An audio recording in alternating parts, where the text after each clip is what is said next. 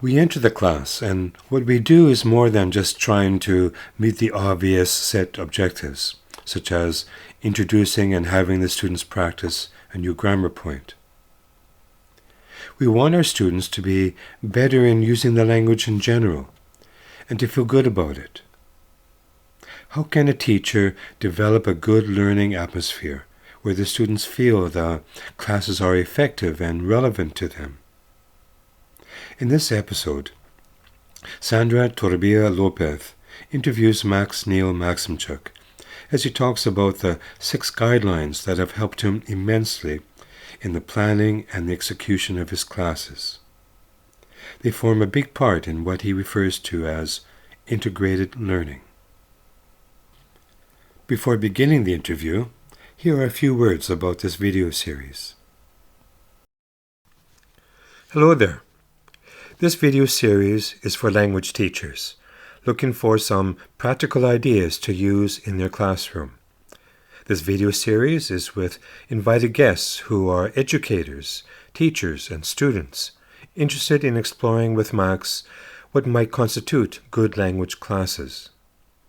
We will look at integrated learning, some guidelines when preparing and using activities in your classroom. We will look at Lego, different themes and approaches that you can use Lego or other resources to capture your students' attention and involvement. And we will later look at how the students might explore and reinforce some previously learned elements of the language using magnetic cards. I hope you enjoy this and the other videos in the series. If you like what you see, please leave a like or even a comment. And now, we begin today's episode.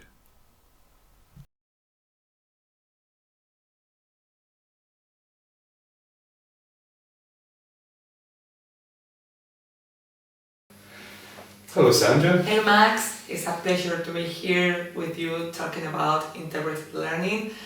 And thanks a lot for inviting to me. Well, you're welcome, and thank you for being here.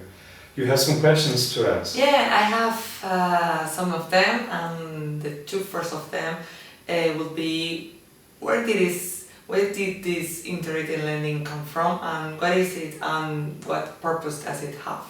Oh, good question. It comes from a lot of different places, actually.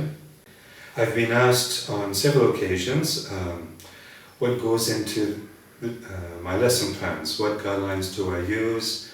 What criteria are there for designing the materials and the approaches or activities that go along with the materials. So I put them into a summary. I put the ideas into different categories. There are 6 of them in all that I frequently use, and they are in the summary you can find on the web page, on the home page, at the very top in the menu bar.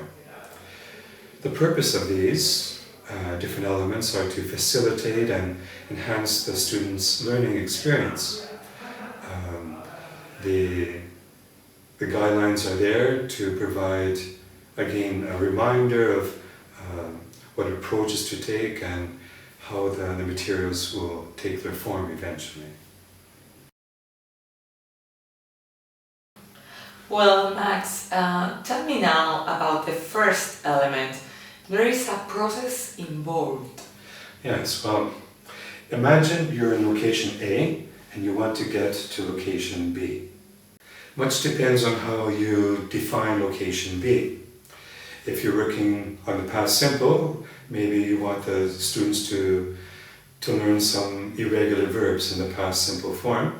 That's one idea. But if that location B, your objective is to get them to use different verb tenses in the past while they're speaking in the ongoing, spontaneous kind of conversation, that's a completely different idea, much more complex. And generally speaking, the more complex and challenging the objectives are, the more complex the journey is to get from A to B. Teachers have to be aware where the class is as a whole in their journey, and also where all the individuals are in their personal journeys. Sometimes as they're going through their journey from point A to B, we might have to stop their progressing, especially you might be in a hurry to get to a more advanced stage, but if the students are struggling or you feel they might benefit from focusing more on the current step or even going back to a previous one, even sometimes we have to perhaps even just take a completely different approach to it all. This process is not to blindly follow through what the suggestions are in the lesson plan. What's very important is the teacher's attentive to the dynamics of what's happening within the activity, how the students are reacting, and react to those situations so the students are getting the benefit of exploring in a way that helps them. All the activities and the materials have been piloted many times, looking especially at those processes involved where do they suit most classes? It might be very good for one class, but it may not work so well with another. So again, when I was piloting most of these materials and approaches that go with them, I'm looking at the flexibility that's built in there, looking at the pacing,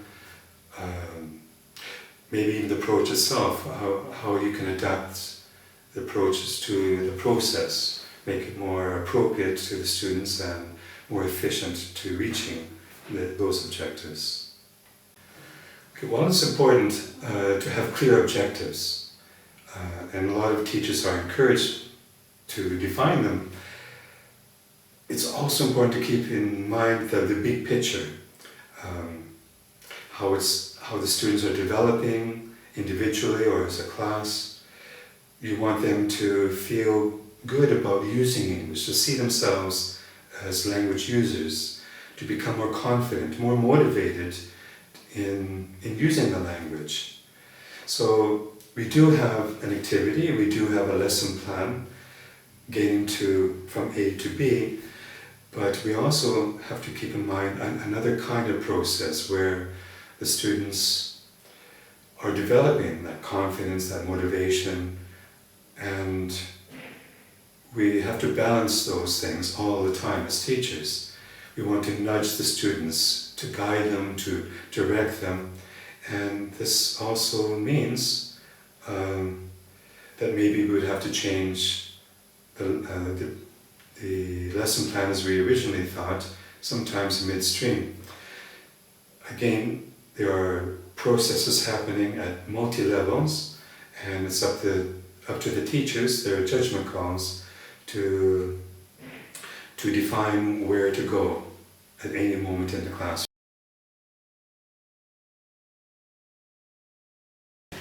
Wonderful, Max. So let me know about integration of the conceptual basis with the application.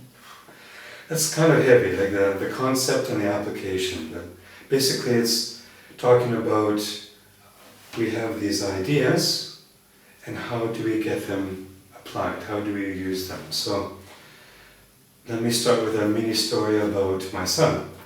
I've been blessed to be a father, and when my son was very young, I remember him coming into the room and saying, "What you doing, Dad?" And it sort of threw me back a bit, like how did he know that? I mean, how does he know how to make such a complex question? Obviously he didn't know at that age the whole idea of word ordering questions, the use of auxiliaries. He couldn't analyze the complexities of the grammar in a sentence, but he did associate a situation with certain vocabulary or grammar or expressions, and he did remarkably well, as most children do. So when I think of teaching adults, I often like to use that element as well, association. Sometimes it's good to step out of the rules idea, especially if we have to improvise, like in a conversation. So I think it's good that the students are familiar with thinking and reacting and using the language in those ways sometimes, without analyzing it all the time. However, as adults, we are trained to be very analytical. We have to follow rules more and more. We have to be aware of consequences. We have to control ourselves. And when adults enter the classroom, they're looking for rules as well. They want it nicely explained and they can just follow it along, but of course it doesn't always work that way. So I think we have to use both this muddy, murky area with rules that may or may not be so rigid. So learning some language area that might be complex in the conceptual sphere, we have to somehow put it into a way that we can apply it.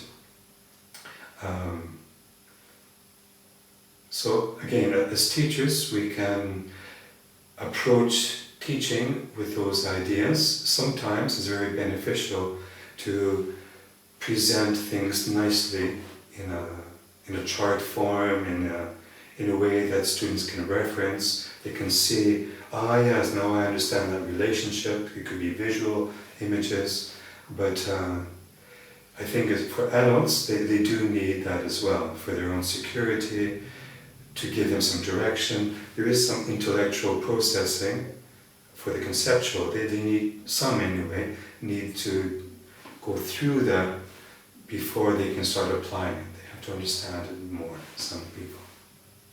So again, teachers can use different techniques, including using guidelines and showing the students the way, so to speak. With familiarity and experiences over time and perceived notions, we start to formulate our approach in applying the language. Teachers and students can work together towards that aim. Sometimes we want, when we're learning a new language, to use it in a way that we can use our own maternal language. And when we are speaking, for example, in an ongoing conversation, we are trying to apply some of those concepts, but maybe occasionally we might have to look back and clarify a few points, organize those concepts in our mind so we can use them with greater confidence later as we continue to use them and practice them. I'd like to give an example. It sounds like an official word, well it is in a sense, inversion with negative adverbials. So starting a sentence with some negative adverbials like not once, no sooner than, this kind of idea. Now we use those structures in emphasis, and it can be complicated for the students to get around the grammar because we have to change things a bit. So, for example, imagine you're speaking of a person, he did not look at me, is one. Then the same sentence, but a little stronger emphasis, he did not look at me once. Alright, and then taken it to a little higher level of emphasis, not once did he look at me. So students can learn all the technical aspects of how to, in the writing for example, how to use these expressions or the grammar behind them. In their speaking though, it gets more complicated. You have the concept of emphasizing something, but you cannot say the sentence, not once did he look at me, in this way. You can't sound like a robot, you're emphatic about it. You have to show that intonation while you're speaking. So again, maybe it's like learning how to walk before you can dance. You learn the steps, same idea, maybe learning the word order, etc. But then you have to complete the concepts, multi-concepts as they are, you have to learn that accompanying intonation. So perhaps with more familiarity, more trying it out in short, brief conversations, the students will be better able in a more spontaneous conversation in the future to insert that and do it reasonably well.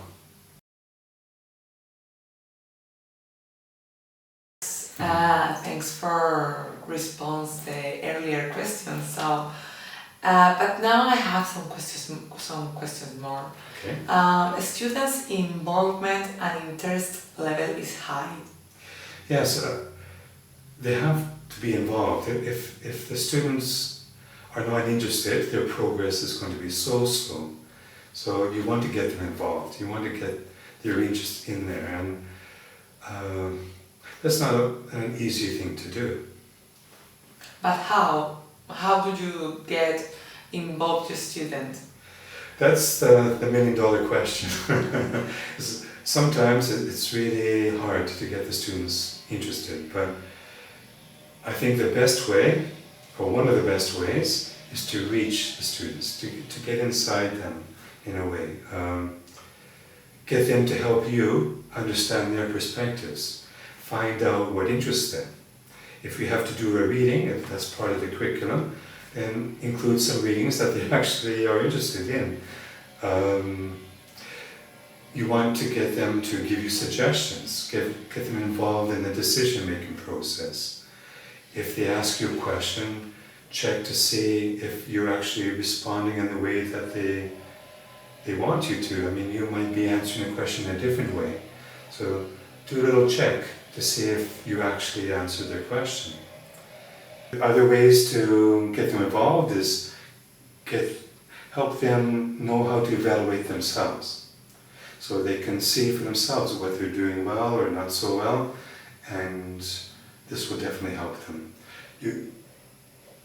To get them interested isn't always just entertaining them or giving them something that makes it easy and they just relax and do nothing, and you want to make it credible as well. So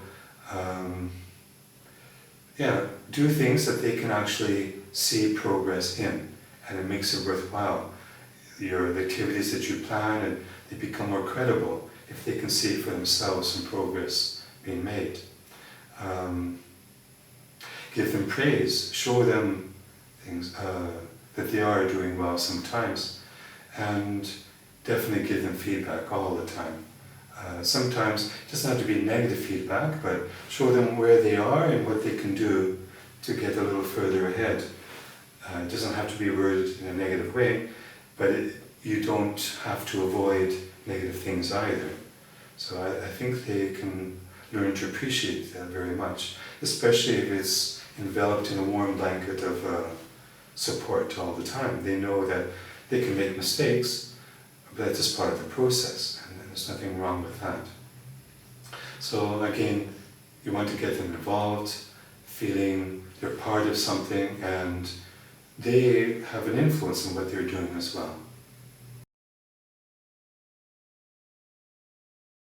So let's go with the next question. Students control the pace. Yes, to me that's essential. That's very fundamental. What I mean by controlling the pace is basically this. It's partly the time involved. So if the students want to slow down or work faster towards some goal, that's fine. But also it's dealing with the complexity of things. So again, if it's very heavy and dense, they might need time to stop or maybe approach things in a different way. So it's that momentum they have. And to me, that's very important within the classroom. So the teachers are there, obviously they have responsibility, they're seen as leaders and guides, but it's the students who are the ones who are learning. And if you have the teacher who's just blindly reciting a formula or doing things that have worked a million times in the past, they should be a bit sensitive to each group, knowing that maybe they have to change the pace a bit. Well, there are a lot of things involved with this. For example, for the student to actively control the pace, it means they have to be actively involved. They have to participate within their own learning experience, and they also have to be aware of the group dynamics of other people around them, how they relate and respond. So that pace, again, depends not only on them individually, but their interactions with other people as well. The teacher should be aware of that when he or she pairs the students up or puts them into groups who works well together. Also, sometimes you have a student who might know the material better than another and is placed with the extra responsibility of teaching those who have difficulties, and it's challenging for them as well. They have to find ways to reach the other students. Maybe they can relate to their own experiences, and the teacher monitoring this can maybe pick up a few suggestions as well. So again, it's important for the teacher to monitor the interactions, things that's happening, how well the students are getting along, making progress. And going back to the website, the lesson plans I create, the materials, the suggested approaches to using those materials, they have all of this in mind as well. Quite often there are places built in there that the students can control the pace to some extent. And with that maneuverability, some students can work faster or slower according to their own particular needs. For those, again, those who can go through things quicker, maybe the teacher, of course, can make things more challenging, and those who need more time, they may not get through all the items, but they will get through a few of them, and they know they can do that, and that's important for them. When they leave the classroom, they know they've accomplished something, made a little bit of progress. And that's comes again back to the students taking some responsibility for their own learning pace and controlling it and dealing with the challenges as they come up, going through that. So thank you very much. That sounds fantastic. You're welcome, thank you.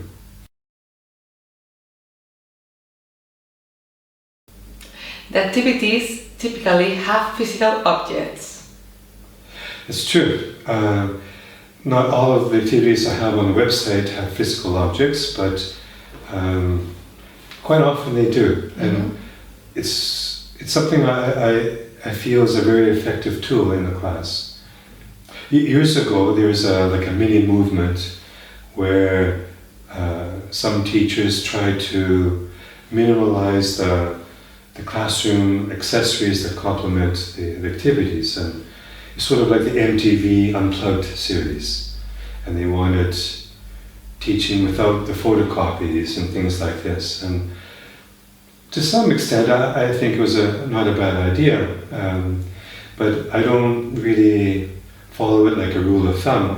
I actually, if anything, I'm more on the other side. I do like using objects. But still, some of those ideas are pretty good. Like you want something immediate, something very intimate and simple. But I do think objects can help a lot. So objects could be basically anything. It could be realia that you find at home, like a fork and a spoon and a knife, and you have to describe it, or it could be Lego pieces you can construct to do different things with Lego. It could be fruit, again realia. It could be pictures or flashcards, something that they can hold in their hands. And that interaction you have with an object or not with a screen, for example, can change a lot of how you interact also with the other people. So I think it's a very rich resource to use within the classroom. Like I said, it helps the students explore the language and different ideas in different ways. Well, so now we are going to talk about flexibility. Yes, the final element of these things. So it's a short and sweet one. There isn't too much to say, but I do believe flexibility has to be part of any lesson plan. It's good to have clear objectives when you go in, but depending on the state of the students' minds, how many of a million things could happen, so you have to be flexible. I often say, for example, that we have to go into the lesson or the class with clear objectives, but many times the situation tells us otherwise, that they're maybe not always appropriate.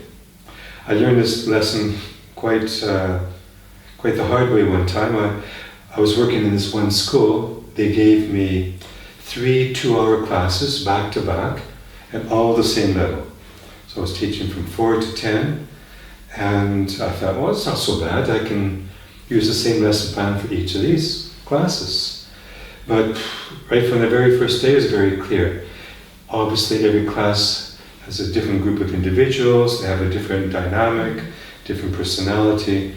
And I realized very quickly that you cannot use the same plan for every group that you have. So I started to make lesson plans in a slightly different way, where you build in some flexibility and you can have backup if you need it and not use it if it's not necessary, things like this. So it's a simple idea, but I think it's important to keep in mind as a teacher that one should be flexible when you go into the classroom, always.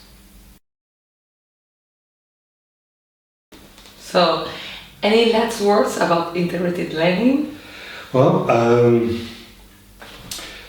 most of what I was saying is common sense to most experienced teachers. There isn't anything incredibly new or revolutionary, of course, but I do know from my own experience that sometimes we can get caught up in other concerns and steer us away from some of those basics. Like, more and more I feel we're given as teachers this much to teach in this much amount of time. So we have to make decisions what to do more superficially or rush through, and unfortunately that can steer us away, keep us off track a bit. And these guidelines help me personally when I'm developing my own classes, when I'm creating materials or trying them out. So it's good to have those guidelines there. And there are other aspects of teaching as well. I'm not limited exclusively to these 6, but these 6 have helped me quite a bit, and I welcome everybody to have a look and try them out. I'd like to thank you very much, Sandra, for helping guide the interview. And you're welcome. It was a wonderful and amazing interview. Oh, thank you, and thank you in many ways. We'll say goodbye for now.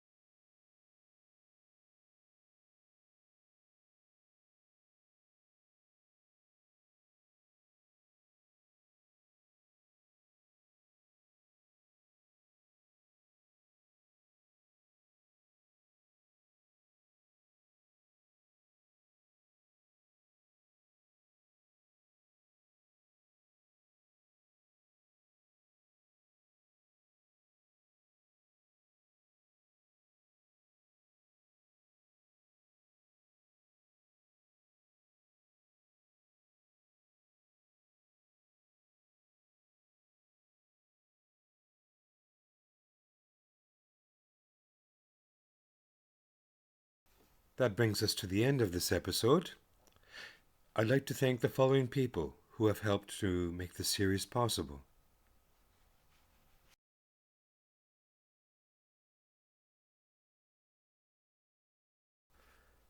If you found this video interesting or helpful in any way, please leave a like and subscribe if you'd like to be notified when future videos appear. Perhaps you'd like to check these out.